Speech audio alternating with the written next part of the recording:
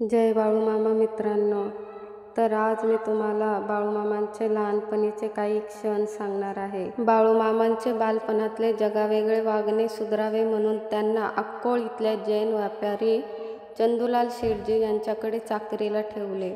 शेठजीचे कुटुंबियांकडून जेवणाचे ताट बदलल्याचे निमित्त होऊन बहीण गंगूबाई ही याप्पा खिल्लारे हिच्याकडे मामा राहू लागले।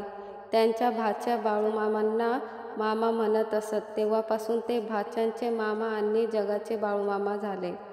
उन्हाळ्याच्या ऐन दुपारी खोल अवघड विहिरीचे पाणी पाजून 2 साधूंना तृप्त केले। साधूंनी बाळूमामांना वाचासिद्ध व कायासिद्ध आशीर्वाद दिला। बाळूमामांच्या इच्छेविरुद्ध पण आईवडिलांच्या आज्ञा पाळण्यासाठी बहीण गंगूबाई मुलगी सत्यवाबरोबर त्याचा विवाह झाला।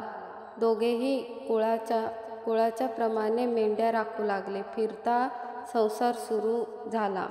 बकरी चारत असताना "अरे बाळू, तू गुरु करून घे" अशी आकाशवाणी झाली। तेव्हा बाळूमामांनी ठरवले की मी भुते काढल्याचे पैसे जो कोणी बरोबर सांगेल त्याला मी गुरु करून घेईन। काही दिवसांनी शिवारात फिरत असताना मुळे महाराज भेटले व म्हणाले, "अरे बाळू, भूत काढलेले 120 रुपये मला दे."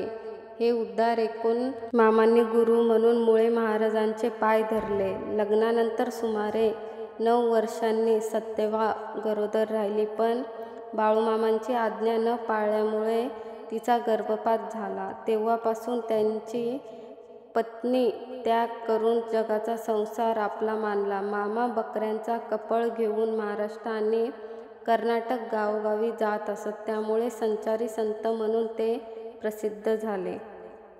जर तुम्हाला कथा आवडली असेल तर नक्कीच कमेंटमध्ये जय बाळूमामा लिहा। जय बाळूमामा।